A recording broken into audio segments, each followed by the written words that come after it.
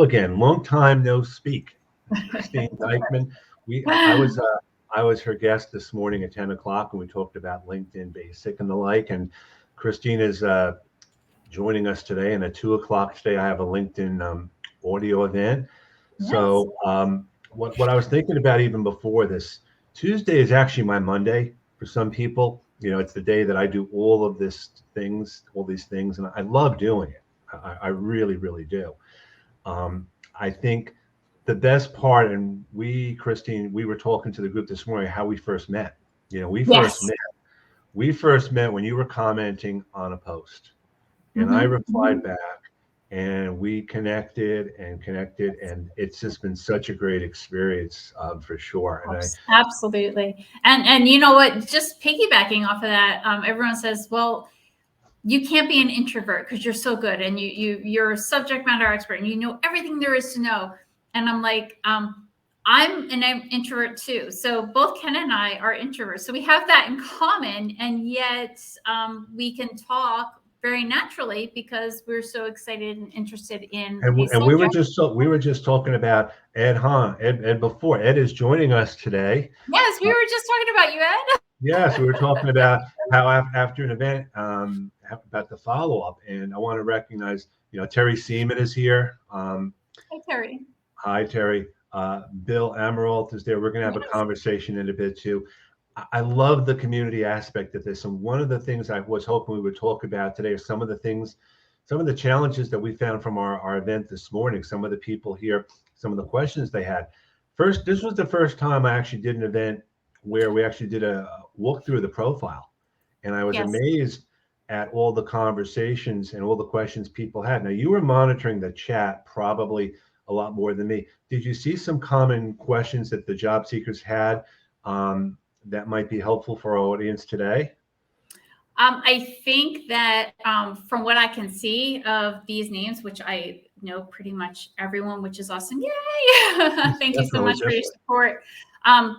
A lot of what I am hearing from job seekers in the Monmouth County area is, well, I don't need to be on LinkedIn, and I have enough going on, and I'm doing job search. I don't have time for that. And, I need to apply for jobs and not spend so much time social networking and that kind of thing. So it's very hard to explain to them how job search has changed and how much this networking and building relationships really does come into play when you're trying to land a position that you're interested in, not just any position. I think one of the things which I keep finding again and again is that people are so afraid to make the first move, whether it's connecting on LinkedIn, whether it's taking a chance. I mean, so someone doesn't follow up. What is nothing ventured, nothing gained. And we've all been in the LinkedIn jail, like I have been, for doing a lot of the things we shouldn't have. And we were given permission to leave. But seriously, we actually did today, and I'll let you know, Christine, I actually sent a connection request. I showed the group how to do that in real time. And the person accepted about an hour ago. Oh, really? Wow. Yeah. Wow. Because this person had commented on a post, and I did it not, and I think in general, you have to feel comfortable sharing something about yourself. You have to feel comfortable letting people know. And I think the biggest thing I found is most people don't realize how little they're sharing about themselves that recruiters and the like need to know. Yes, I agree with you. I think that with any new relationship, whether you're dating, whether you're interested in a job, talking to a recruiter, talking to a potential job search buddy, talking to a networking person, whether it's through LinkedIn or TikTok or whatever, you have a wall up and you only let out bits and pieces like a broken dam, but there's still a wall. And as the relationship progresses, you kind of poke more holes into it to let more information out. And those pieces could be jumping boards for, established relationships of something in common. I know one of the things that I always try to have job seekers understand is put yourself in the place of the other person on the other side when you're contacting them. I mean, I think about, and we talked about this morning, the best time to do your content and reaching out to people. when you're in an office Monday morning, even Friday afternoon, not the best times to really think you're going to get in touch with people Yes. because they're just busy doing Mhm. anything and everything. And I think I've been using weekends. I used it when I was in job search to reach out to people. I used it when I was on weekends to decide what I was going to be doing that week Mhm. because Mhm. I wasn't under the pressure of having to do this on a Monday, Tuesday, Wednesday, Thursday. Right. Do you find um, any challenges now that you have with your clients and job seekers, whether it's using LinkedIn or whether it's just a job search process that's really come about? I think the challenge that I see, the complaint that I hear from job seekers a lot is that they don't want to be judged. They want to be that person that is accepted by all, but yet they're doing so much judging of Mhm. others that they can't see that. They're happy to judge, but not be judged. And it's a two-way street. So to explain that to, oh, I never thought about it that way. And then all of a sudden you see that light bulb go off, and then they can move forward in a different direction so that Mhm. they can be a little bit more active and engaged as opposed to having that wall up. Well, I don't want to be friends with that person because they're both, but just you don't want to be judged on your worst mistake, Right. and you don't want to be judged on all the other things that somebody else might be judging you on as well. With those Right. preconceived notions, we try to put ourselves in the best spotlight, but sometimes it doesn't work that way. So you want to make sure you're taking the initiative and the lead to make that communication what you want it to be. I agree. And I think one of the things, and I talked about this morning, is LinkedIn rolls out products for a certain purpose, but that's not to say you have to use it for that purpose. Like I was showing everyone this morning how, when you have, you share a job, a new job. Well, the job does not have to be a paid job. I actually posted today about it's a new volunteer job, and your network knows about that. You're not Yes, creating a new experience per se, but it's taking the tools that are there and using them to your best advantage. And I think exactly. um, there's an assumption that you can only do certain things on LinkedIn. And I love Ed's comment. You miss 100% of the shots you don't take, which is very, Absolutely, very true. absolutely. I mean, what's the worst? Somebody could say no. Well, yeah. The person that you were trying to network with, no matter whether they're above you or below you or next to you, or a hiring manager, recruiter, or HR, it doesn't matter what their title is because that's Mhm. what they do for their job.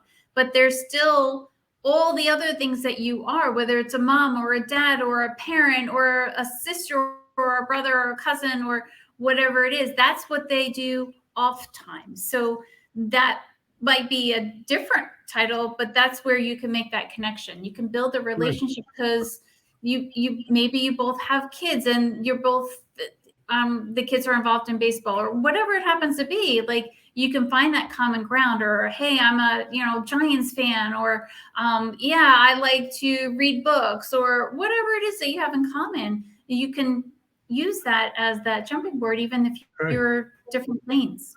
And even, and if you have kids and they have different sporting events or different other activities, you never know what the parents do um, on the side or what they do for Mhm. jobs. And That's right.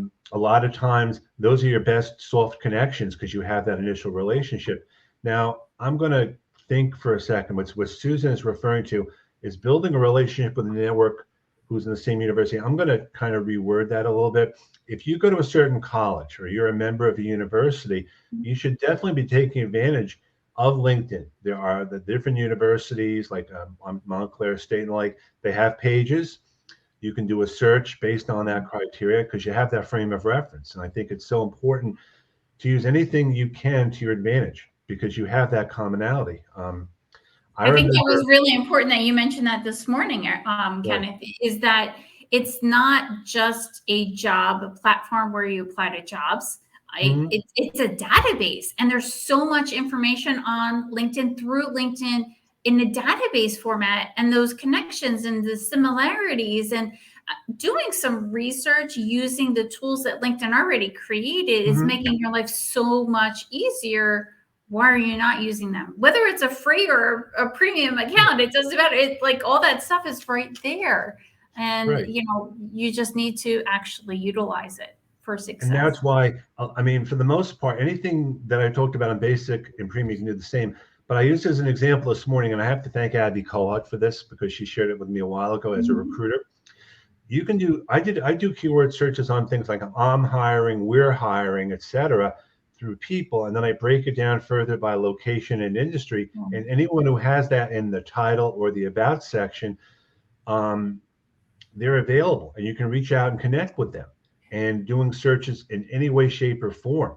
Don't just do a search based on a job title by itself, but do it on anything else. And the same with events. Let's say you're a project manager. Do a search for events with project manager in the title. See what events are there.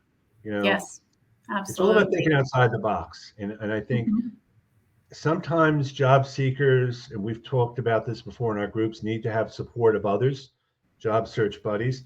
And there's an emotional aspect to this, which I've actually just started to talk about a little bit. It's the emotional aspect of job search. It's the total frustration, the total, and I'm sure you see that a lot in your case. All the time, actually, more than anything else. Yes, absolutely. It's just disheartening when someone has been, has been in a job for 15, 20, 30 years, and all of a sudden they have to go back to the drawing board, whether it was, a mistake that they made, or, a downsizing or a restructuring or COVID or whatever is going on in the world, and they were affected, and job search has changed. It's changed a lot compared to how it used to be, but yet it's kind of the same because networking is king. We just have different ways to network now. We have LinkedIn. We never had that before. So to learn that platform, to learn social media and utilize those things to network might actually make it easier, as opposed to apply, and then never hearing from people again. And I know that, and I mentioned this morning too, people that veterans can get a year of LinkedIn for free, the premium. And I do believe that, you can get 30 days free to try it out. But LinkedIn has from time to time all these different offers, and they do make things available. I would always recommend, before you get premium, try out basic, make sure you're using it. This morning I did show a couple of things on premium with job search, but you will probably never find you have a long-term need for premium unless it's kind of your business. I know that recruiters have a different mindset about this as well. And I think the main takeaway that I have found using this platform is the recruiters and job seekers are kind of in the same boat in different ways when it comes to this whole job search thing. I had a different mindset when I first came on. I was like, it's recruiters, bad recruiter. And I don't feel that way anymore because they're in an impossible situation. And I think as a job seeker, it's hard to get that mindset. The truth of the matter is this: you have to be your own advocate no matter what. I agree with that. I absolutely agree with that. And again, it's just like Terry had said, the emotional part of job search is the coaching part. And that's what is needed just to see that light bulb go off, to give that reassurance that you're not on an island all by yourself, guys. It's not just you. There are other people in that same situation. What can we do about it? Like, how do we move forward? And don't let that situation or experience just stop you in your tracks and then I'm not moving. It's like, okay, let's be able to move forward. What can we do? I'd love to know if anyone has any questions or things they'd like us to talk about. Or also, the other thing is, if you put a question in there, people who are on the chat can reply to the comments. And I think it's so important. When I started these, and I tell the story because it's a relevant one, there were 5 or 6 of us in job search. And we just decided to get together on a Zoom call. And one thing just led to another. And what I love about LinkedIn and this is I've met so many great people. And what you find is that most of the people on this platform are not. We lost Ken, or at least I lost Ken. No, I'm here. He's I'm here. back. I'm here. You see me now? You're here. Okay. Well, I can see you. I hope everyone can see both Yes. of us. I think what I found more than interesting is I reached out to people who had a brand who are, oh my God, I could never reach out to them, and they're just like you and me. Yes, It's just absolutely. like you and me. They're exactly is that preconceived notion. Like you don't want to be judged, and they're the same thing. So it looks like they're so far up on a pedestal, but they take a shower just like you, and they put on their pants just like you, and they are a mom and an aunt, and they do PTA and all that stuff just like you. The same kind of person. So We're how do you all feel in about? that society. Yeah. I'm sorry. How do you feel about the idea of going back to in-person networking events? Are you? I like in person. I'm a big hugger. Sorry, Mhm. guys. I love to hug and I love to touch, I guess. And, but I like the whole Zoom online thing because I get to speak to people from across the United States that would never get on a plane to come to me, or I would get on a plane to go to the. It allows me to really branch out my network and Mhm. the information that I'm receiving. So I'm probably that hybrid girl, you So know. what about we did? You did a LinkedIn Live down the shore, probably many Yes, years ago. So it may right be before time to do COVID. another. Yes. Right So before COVID, it might be time to do one of those again I think it because, might be time. Only if I get to hug you on the way in. Can I hug you? well, of course. Well, did we hug each other when we got together with Alex and Marty and Yes, Lisa? absolutely. That was Yes. the But first that was one of the first wonderful. in-person. That was one of the first in-person networking events. Mhm. The five of us met at a Yeah. diner in Central Jersey, and the Yeah. first reaction was like, "What do we do? Do we hug? Are we okay?" Yeah, it was kind of weird, right? We're so Yeah. used to the computer and seeing person two-dimensional. The whole 3D thing was like kind of. And then you did another one where I think I was in Massachusetts, maybe, or somewhere else. Atlanta, or Atlanta. I yeah, was in yeah. Atlanta. I was Mhm. in Atlanta with the Braves Yeah. and Mets. Yeah, and that was the other great thing because I met Rachel Simon down in Atlanta. And we saw you two-dimensional, but it just wasn't the same. Well, okay. I mean, but I'm looking forward to, like, I'm meeting Rachel. I met Rachel Simon, Sarah Clay, who's from England. I don't know if Oh yeah. Christmas. Sarah Clay she's coming Mhm. to the city Christmas week. Yes, yes, that's awesome. That's So I'm awesome. looking forward to All that. right. And um, I'm trying really hard to get a lot of us together again. I mean, in December, I think I have to put this in the chat. We're going to do like a whole party again online um, because it's just so great to see people. And Absolutely. I promise I'll wear my funny Mhm. holiday sweater again and all that stuff. You know what? I like Bill. What he said, looking someone in the eyeballs is just a little bit more effective to be able Yeah, to see if what you're saying resonates with them, or do you need to backstep it and kind of clarify. Um, they say you can do it through Zoom, and you probably can. I just feel like that whole in person, you're losing just a little bit of all of that. I think one of the things that I've learned doing all these is that people are very, very comfortable doing this now. People Yeah. understand some of the glitches.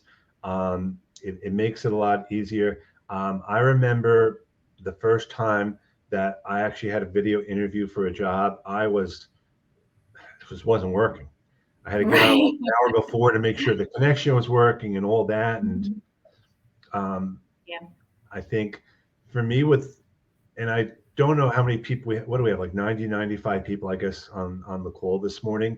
Mhm. What I really Yeah. liked about it was that they seem to be really engaged. And I love Yes. the fact that it's great to have a conversation. As we talked about this morning, I think presentations are really going down, not I going to do them agree. anymore. People are PowerPointed out for Yes. sure. I think Yes. people Yes. elevator pitched out also. Mhm. Mhm. People Yeah, just and especially seeing a lot of the same people, you could still see them on many different calls in the same groups and talk about different things as opposed to the same elevator pitch that you always say. And I know it, as you all logged on, I knew a lot of the names, I knew what your backgrounds were, but then to have you respond to other people's questions, hey, that's a great point, or I wouldn't have had that opportunity to see that you contributed that response, or that you are, a parent with a child that plays the clarinet or whatever it happens to be. That to me is more important, because that helps me to make those relationships. So what do you think is what do you think are the main things that job seekers, what are the biggest mistakes, or the things that make them their own worst enemies from what you've seen? Because you've been doing this a lot longer than me. So what are some of the things that you find that they just keep doing it wrong again and again? I have heard of the whole job search buddy, and I think that is so needed, and that anybody can benefit from that. And it really should be a career coach or somebody that is also in job search in that transition, and not your best friend or your kid or your spouse or your sister, or they might not understand as well as somebody else also experiencing that. The empathy goes so far, and it allows you to not just complain, but what are those challenges? And hey, I tried this, and be able to give and take, to give somebody suggestions and take their suggestions and implement them. I think that a lot of people feel ashamed, and that is part of that mental health. They don't want to tell people. They're keeping it to themselves, and I'm seeing that a lot. And Mindy Stern, who's actually going to be my guest next week, building relationships is key. Don't be afraid to advocate for yourself. If you don't, who else is going to? That's right. I mean, and again, a lot of, they don't want to brag. They are like, oh my God, that's not my generation. And well, it's not necessarily a generational thing. It's you're being retaught something, and you have to advocate for yourself. And there's a bragging, and then there's just advocating. Those are two different things. So it's how you look at it and what you're saying to, advocate. So Terry, what are job seekers doing wrong? Isolating, for sure. Waiting for the phone to ring. Not using one's network. I got to be honest, the phone absolutely doesn't, I don't get as many phone calls as I used to, not because I'm not looking, but because people are finding other ways to communicate.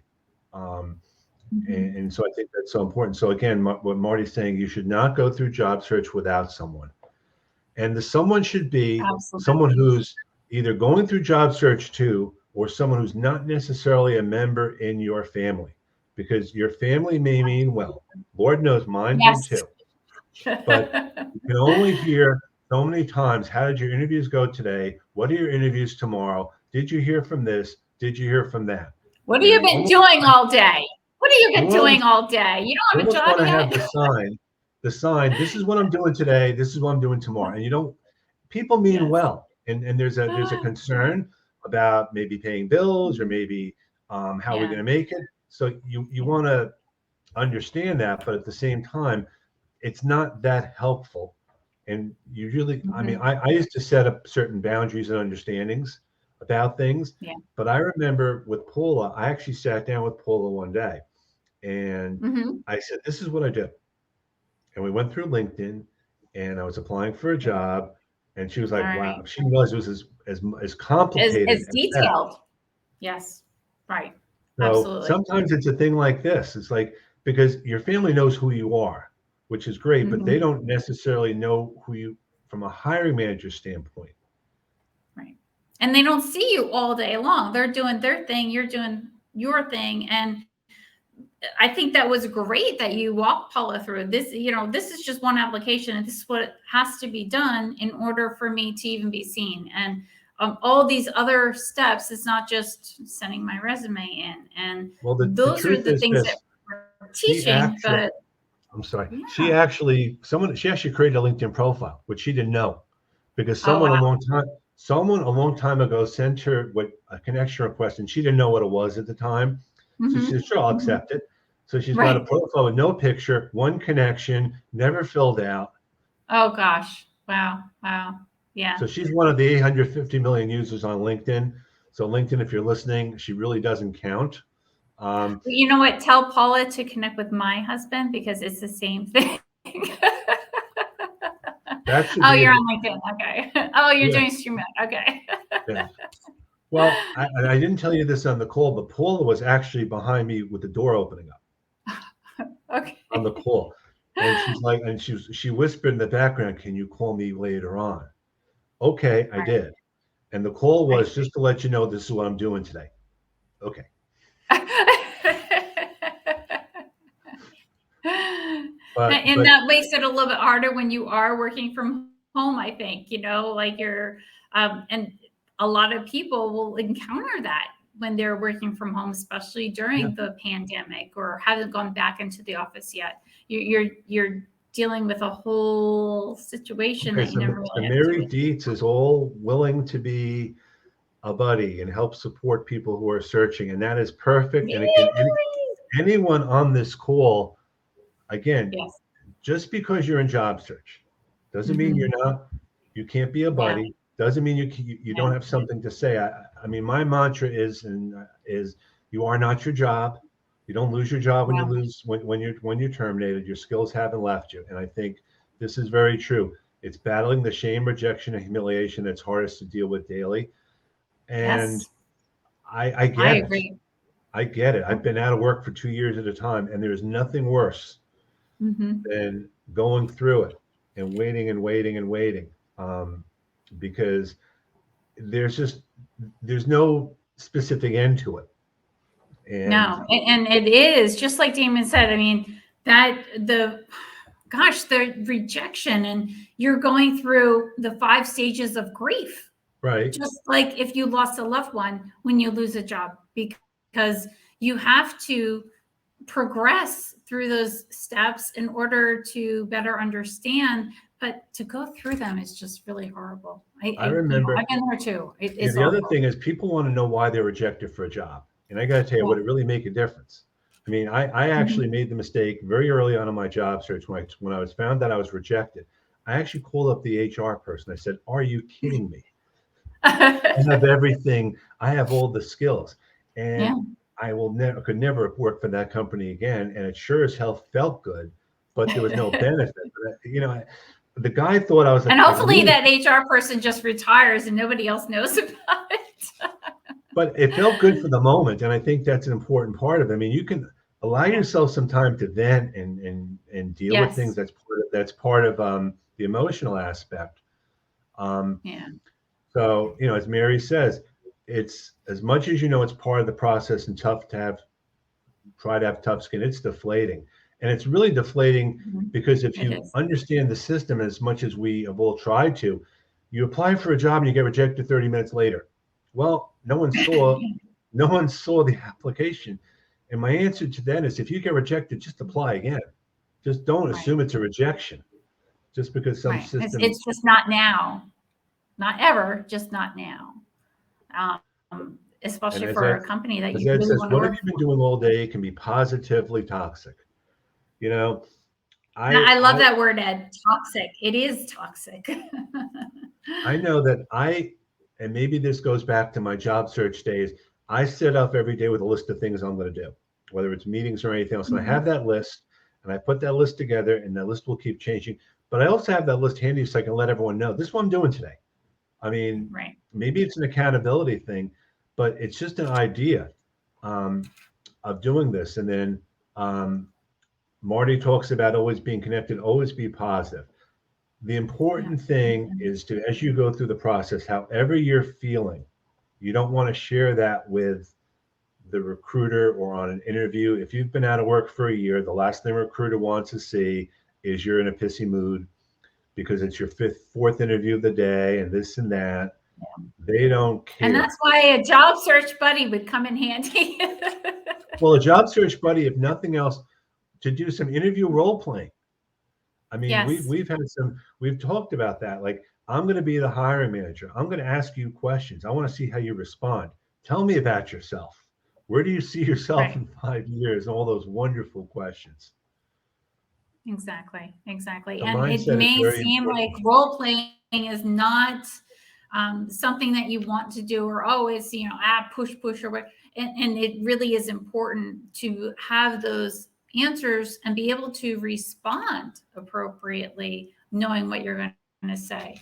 And it's Yeah. important when you get a rejection, if you get a rejection, and it was alluded to, you send a thank you note, like Terry said, because you just never know if they may not have another job later on, or if that person that gets hired leaves the job. You Yep. always want to leave in good terms, because you just never know what's going to happen. You don't know what's going on behind the scenes, and it may not be that important to you specifically as to what happened, but it's about building you and your relationship. And Charles R., who I believe is from the PSG of Central, venting should be short term, never a long state of mind. And venting could be anything from the pity party I was that you going to have. say the same. I love that, Charles. I agree. And I always, if you are, had a really bad day or a really bad experience after experience for the day, you are allowed to sulk. Like, you can't just deny it. Just go ahead and sulk. But the next day, get up and start it all over again and be positive, just like Marty said. Like, you can't stay in Mhm. one part of grief. You have to go through the entire process, and venting is part of it, Right. but then move on so you can be positive, just like Marty said.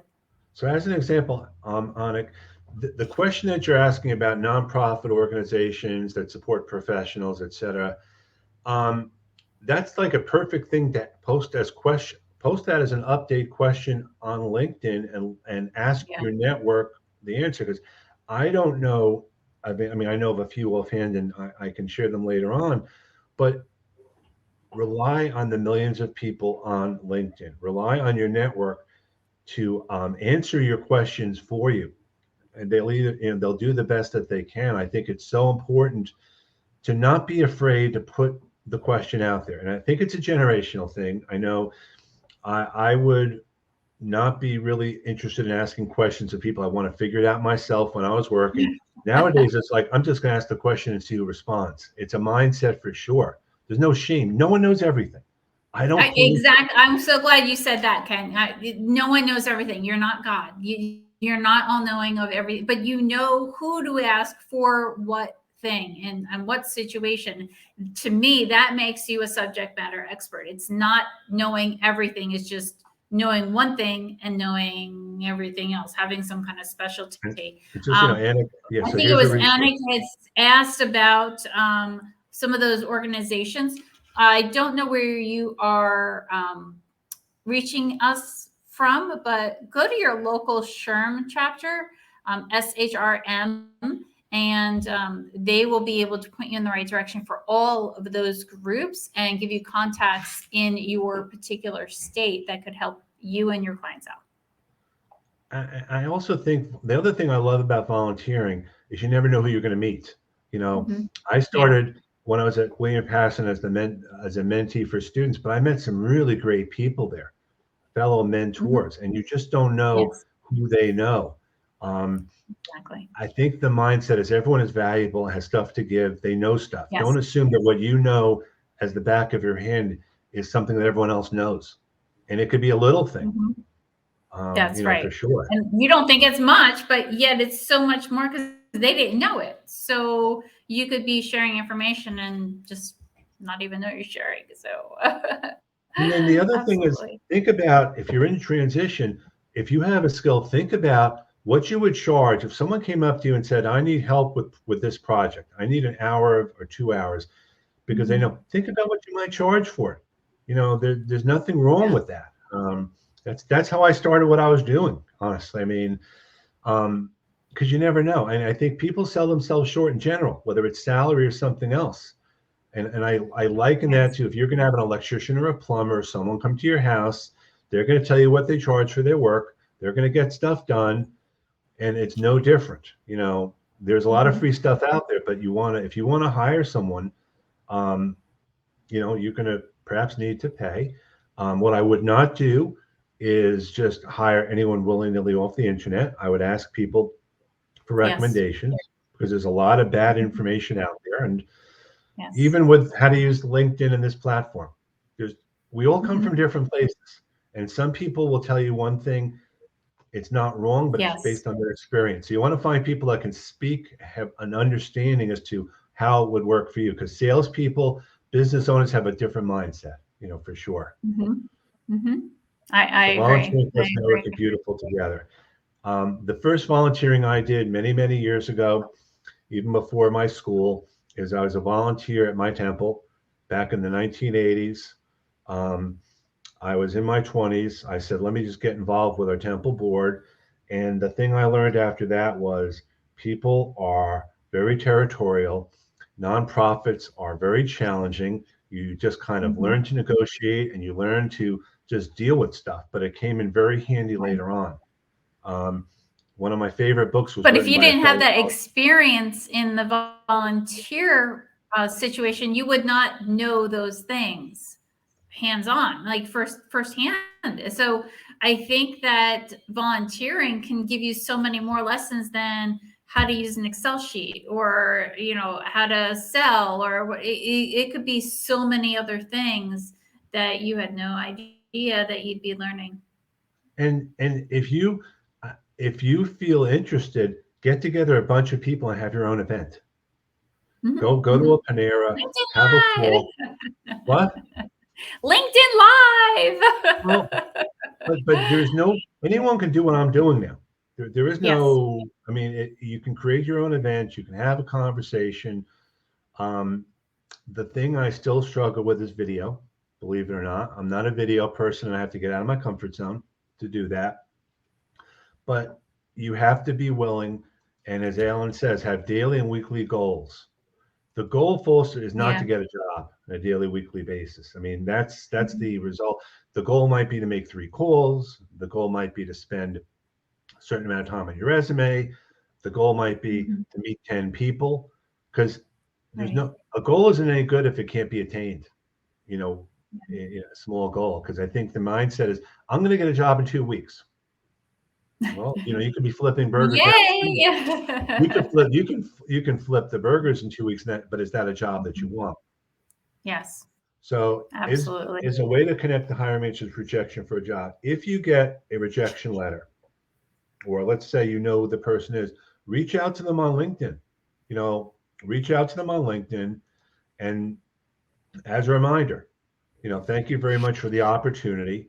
Um, you just don't know what's going to happen. You just don't know. We talked about this morning, even with a personalized request, be short. I mean, a couple of sentences, because the mindset now is I get a lot of sales pitches. I'm sure you do too. Then when Mhm. people follow up, it's right away. It's the sales right off the bat. So if you're going to reach out to people on LinkedIn, this is kind of one of my new thinking. Wait after someone connects with you. Wait a few days or so to follow up.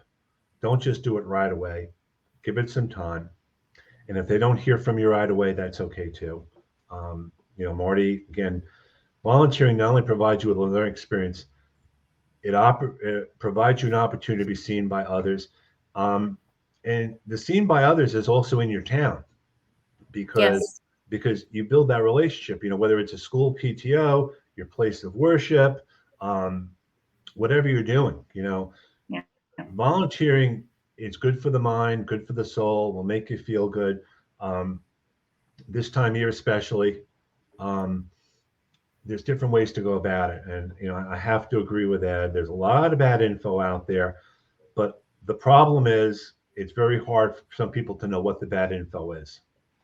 Because Absolutely, to decipher, because again, thanks to the internet and to Google and all those things, it's there's so much out there. So just weeding through it, and I would say yeah, if you which is can do why you anything, need a network to bounce things off of other people and see what they're doing that's going to work for you. And do you want to be like them? And if you do, then what are they doing, as opposed to somebody else that's not even in your industry, might not be a good fit.